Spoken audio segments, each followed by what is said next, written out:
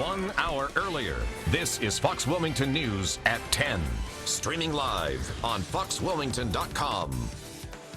Good evening and thanks for joining us tonight. I'm Ashley Kozakowski. I'm John Evans. We begin with new details in the Heather Elvis investigation.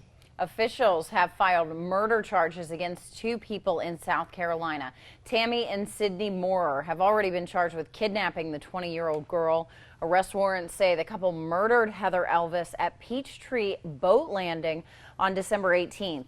Even though they have not found Heather's body, police say they did find enough evidence in the couple's home to file those murder charges. A local organization, the Q Center for Missing Persons, led several of the searches trying to find Heather Elvis. Monica Kaysen, the founder of the group, says there's a sense of sorrow with her team now that murder charges are filed. They always start a search hoping to find the missing person alive. Kaysen says she hopes Heather's family will soon have answers to all of their questions. The one thing I do know is that this case needs a resolution. All missing person cases need a resolution, regardless of the outcome. The family, families suffer and they need that process to stop. And Kaysen says that the Q Center will continue to search for Heather Elvis if law enforcement asks for their help. And the center is getting ready to host its National Missing Persons Conference, which will take place next month. Investigators in Columbus County are putting up $5,000 for help to catch and convict a killer. Someone shot Dion Gore Saturday night as he sat in a car near the intersection of Queen and West 6th Streets. Two other adults and a child in the car did not get hurt. Anyone with information that leads to the arrest and conviction of the shooter could pick up that reward. And police in Whiteville are looking for this man they consider Ramel Chavis armed and dangerous. Chavis, who also known as Royal, is accused of shooting at another vehicle in Whiteville Saturday. He's also wanted for shooting into an occupied dwelling and for 2 previous charges of assault with a deadly weapon. Tonight we're learning new details about the shooting in the Houston Moore neighborhood in Wilmington. This happened over the weekend. A bullet hit a woman when shots were fired outside her home Saturday night. She was not seriously hurt. Police found several shell casings outside the house. 6 people were inside at the time, so it's not clear if the woman was the intended target of that shooter. Police have not made any arrests just yet. New at 10, a man from Wilmington will be spending the next 5 years in prison. Today, Joseph Randolph pled guilty to several counts of assault for stabbing a woman last April. It happened at New Hanover Regional Medical Center. The woman recovered from her injuries. She was pregnant at the time of the attack, but her baby did not get hurt. A death investigation is underway in Onslow County tonight after an alleged armed robber died during an apparent home invasion. Investigators say Michael Holliday had a gun when he and 3 others broke into a home over the weekend. That's when the homeowner, they say, pulled out a gun of his own and shot Holliday as the robbers took off. After leaving the scene, the suspects crashed their vehicle. Holliday died at the hospital. The other 3 suspects are facing burglary and robbery charges in that case. A theater arts teacher in Graham faces charges in connection to an arson in his own school. School officials say Michael Shannon set fire to his school's theater and auditorium. No one was injured in that fire, and there was no major structural damage despite all the smoke you see here. Shannon was not home when the officers went to serve his arrest warrant. He has been suspended with pay since Thursday. A reward is being offered to help find a missing man from Southport. Police there are putting up $1,000 for information on Adam Muhammad's whereabouts. He has schizophrenia and has been missing for 10 days now. Crews came up empty after searching the woods and the river around Southport last week. The case remains a search and rescue mission for now. It's not very often we use great and Monday in the same sentence, but I think today came pretty close to qualifying. We had lots of sunshine and the temperatures, well, they were very nice across the region. Check out some of the high temperatures we saw across the area. 67 in Wilmington, Elizabethtown, topping out at 64 this afternoon, 63 in Clinton.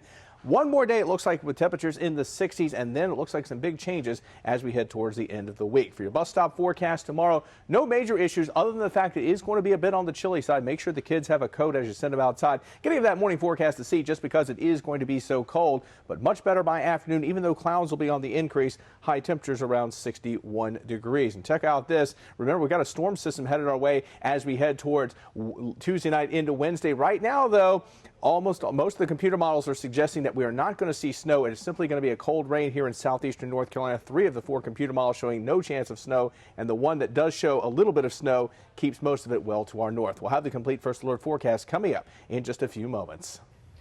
All right, Eric, new at 10 tonight, some leaders in Brunswick County say they welcome a proposal to raise taxes. County commissioners tonight approved a plan for a referendum that would raise sales tax by 1/4 cent. That means it will be up to you, the voters of Brunswick County, to give the final approval. News at 10 reporter Craig Reck tells us not everyone on the board is on board. Craig?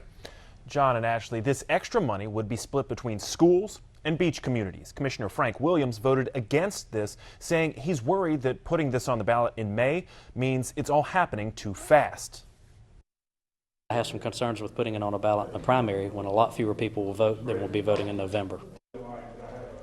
Williams says plans for this sales tax increase popped up in just the last couple of weeks. He believes if more people knew about this, then more people would have turned out to speak at today's meeting. But Chairman Phil Norris says this is the best way to go right now after the plan for sales tax distribution didn't work a few months ago. Plus, he says supporting the school system and beach communities now will save the county money in the long run. I don't want to pay any higher taxes than anybody else is, but to me, this is a way to keep from having to pay higher taxes further down the road.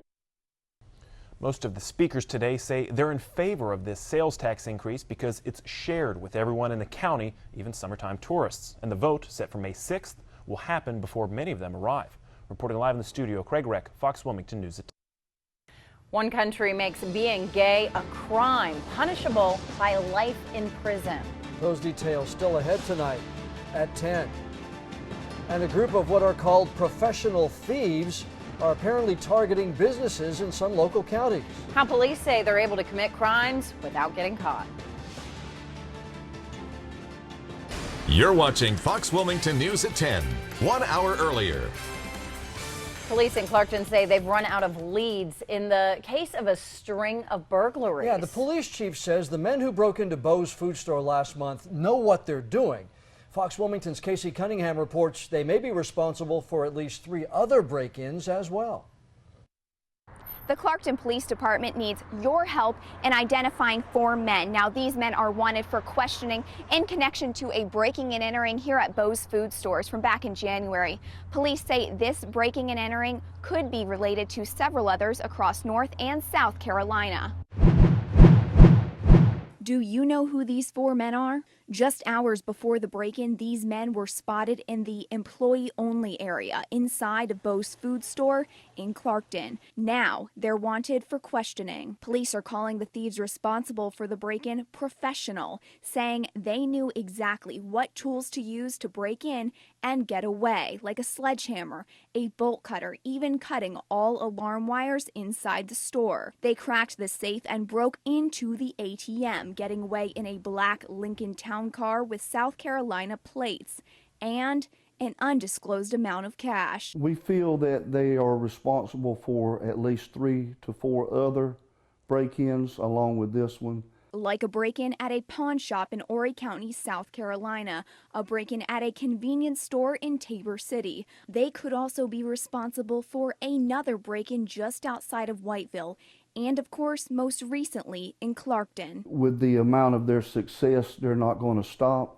Before they left, the thieves dumped 2 gallons of ammonia over the entire store, trying to destroy any evidence that they were there. But we have these photos, and that's where you come in. If you have any information that could identify these men, please contact the Clarkton Police Department. And if the information you provide leads to an arrest, there could be a reward. Reporting in Clarkton, Casey Cunningham, Fox Wilmington News.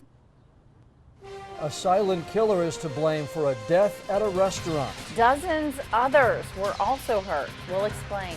Eric? Get ready for some big changes in the weather. It looks like the temperatures are going down and the rain chances going up. We'll have the complete First Alert forecast after the break. They're not going to warm up all that fast, but at least we're not dealing with a polar vortex like some folks to the north are. Yeah, we don't need any more of the winter precipitation. Cold, Yeah. cold rain, cold weather we can showers. deal with. Ice and snow, let's leave that behind for another year. I agree. We're done with that for the year. I like Is it. that what you said? Yeah, You're I'm done with declaring it for the. I'm declaring it. Okay. We'll see. Okay, thanks, Eric. Well, one person is dead and dozens are left recovering after a carbon monoxide leak at a New York restaurant. The manager was found unconscious in the basement and later died at the hospital. 27 other people were also sent to the hospital with exposure symptoms. Fire officials traced the leak to ventilation pipes for a pool heater that was placed near an air conditioning unit. The restaurant did not have a carbon monoxide detector, which is not required in New York. A 65-mile stretch of the Mississippi River in Louisiana has partially reopened after a collision that sent oil spilling into the water there. On Saturday, a barge carrying barrels of light crude oil collided with a tugboat. Officials say they aren't sure exactly how much oil spilled. The leak has been stopped. The Coast Guard says traffic is being handled on a case-by-case basis. Tonight, law enforcement officials are investigating another explosion at a plant in Tennessee. This comes just a day after the area was rocked by two explosions less than 12 hours apart. One worker was severely burned during the morning incident. There were no injuries at the evening explosion, which is said to have been a controlled blast. The plant makes military decoy flares. It's the largest employer in Toon, Tennessee. Tonight, the landslide in Indonesia has killed at least 6 people. 10 others are missing. It was caused by heavy rain that began over the weekend and sparked flooding. Some people have been found alive. Local media reports say as many as 15 houses have been severely damaged. A surprise today by the interim Prime Minister of Egypt. He announced the entire cabinet was resigning. The military-backed government was sworn in last July, less than 2 weeks after the former president was ousted. Still not clear whether the current president will stay in charge of the new government or step aside for a new prime minister. Uganda now has an anti-gay law that says anyone convicted of some homosexual acts will spend life in prison. The president, Yoweri Museveni, signed the bill and said he would not allow the West to impose its values on Uganda. The original bill now called for the death penalty for some of those homosexual acts, but that was changed when some countries threatened to cut back on humanitarian aid to Uganda. And police have now issued an arrest warrant for the former president of Ukraine. Viktor Yanukovych is wanted for mass murder after being booted from office over the weekend. Russia has withdrawn its ambassador from Ukraine, and the U.S. National Security Advisor Susan Rice is warning Moscow not to interfere with what goes on. Pro and anti-government groups are blaming each other for violence that has killed 8 people so far in Venezuela. The opposition blames the president, Nicolas Maduro, for causing food shortages, lawlessness, and blackouts. Maduro says the opposition is causing the real problem, though. A former presidential candidate was arrested last week for charges of conspiracy and arson. Cuts are coming to the U.S. military. Hear what's on the chopping block and why next. Some entries in our political notebook on a Monday night. First from Raleigh, where North Carolina Senator Kay Hagan filed paperwork to run for re-election. It was never really any doubt that she was going to file, but today Hagan made it official at the State Board of Elections office. She also released an online video asking supporters for help to fight off the Koch brothers and Karl Rove. She's talking about some political action groups that have already spent millions against her re-election efforts. And former State Representative Carolyn Justice won an election over the weekend. Members of the State Republican Party's Executive Committee voted Justice the new vice chair of the group. That vote coming at a special meeting in Concord. That opening came about when a former vice chair was appointed to fill the term of former state senator Pete Brunstetter. The U.S. Supreme Court today decided not to hear a Texas case that deals with concealed weapons. The justices rejected an appeal regarding whether 18 to 20-year-olds can get state permits to carry a gun for self-defense. The appeal came from the National Rifle Association. In their actions, the justices upheld a federal law that bans young adults from buying guns from licensed federal dealers, along with a Texas law that keeps most 18 to 20-year-olds from carrying guns in public. The Secretary of Defense said today he plans to cut the Army down to a size it has not seen in 70 years. Chuck Hagel also plans to do away with several types of military warplanes. Barbara Starr reports on the new plans to cut military spending. Defense Secretary Chuck Hagel made one thing clear. Nearly 13 years of war footing is over. After Iraq and Afghanistan, we are no longer sizing the military to conduct long and large stability operations. The Pentagon will now focus more on special operations, cyber war, and high-tech weapons. The military must be ready and capable to respond quickly to all contingencies and decisively defeat any opponent should deterrence fail. But Hagel knows it's a tough sell. Some will object on national security grounds. You have fewer troops, fewer ships, fewer planes. Readiness is not the same standard. Of course there's going to be risk. Governors are already reacting to proposed cuts in their National Guard forces. Many of those troops are combat veterans from war. We think that they are very important to the national defense of this country, as well as to helping us in times of emergencies in our individual state. Among the key proposed cuts, downsizing the Army from 520,000 soldiers to around 440,000, the smallest since 1940. Key programs like the Air Force U-2 spy plane will be replaced by drones, the A-10 Warthog by a new fighter jet. But perhaps most controversial will be slowing the rate of pay increases, trimming housing allowances, and cutting subsidies to commissaries. Congress is likely to object to all of that. And Hagel is also proposing new measures to encourage the use of the most low-cost providers of military health care, and also plans to ask military retirees to pay for more of their health care as well. Here's what we're working on for the next 30 minutes of Fox Wilmington News at 10. Chances are you've seen one or more of this man's movies. We'll tell you about the comedian, actor, and director who passed away today. Plus, the latest on the couple in trouble for the disappearance and death of Heather Elvis. We're back in 2 minutes. Well, half past the hour, it's time to take a look at the top stories on this Monday night. First tonight, a missing persons case in South Carolina gaining national attention, even more now that investigators in Horry County have charged Tammy and Sydney Moore in the murder and kidnapping of 20-year-old Heather Elvis. Arrest warrants say the couple did unlawfully murder Heather Elvis with malice forethought. Police have not yet found Heather's body. Investigators in Southport are now offering $1,000 for information that helps find Adam Muhammad. The 22-year-old has not been seen in 10 days. Searches by land, air, and water last week all turned up empty. Muhammad suffers from schizophrenia, and friends say it's not like him to just disappear. Police Chief Jerry Dove told us last week he believes Muhammad is somewhere other than in Southport.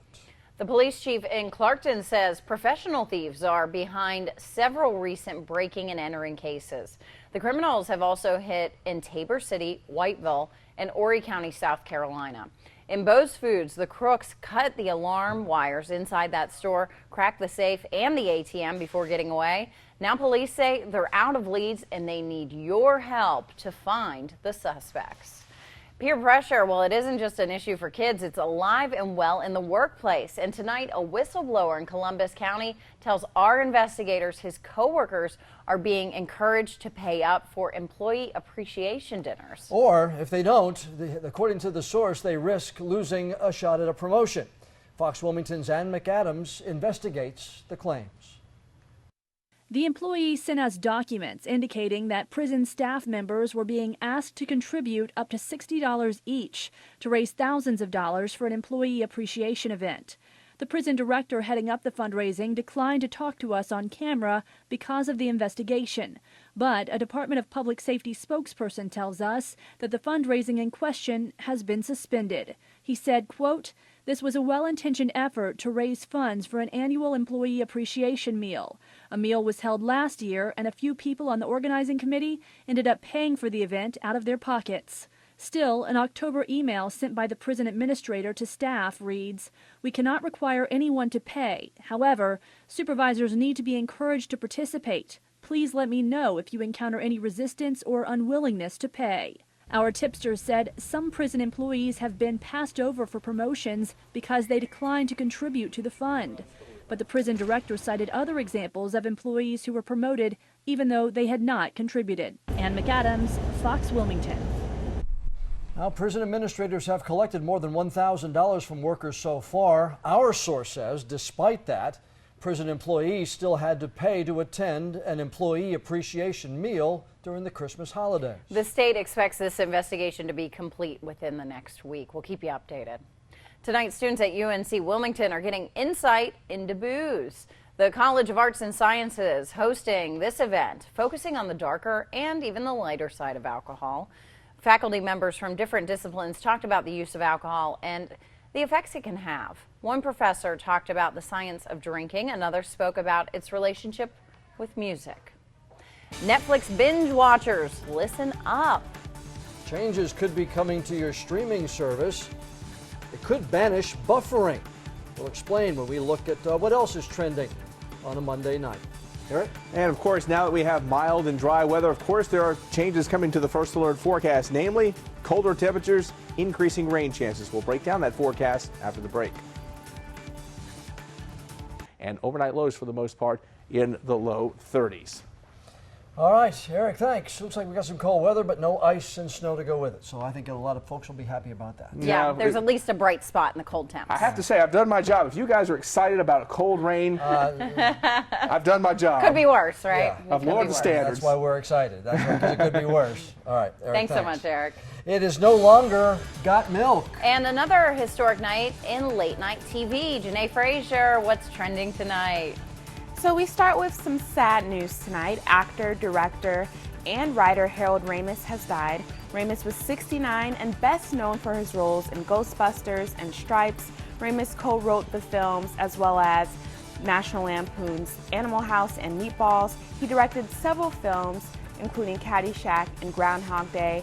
Ramis died from complications from a rare autoimmune disease, which he had been battling for years.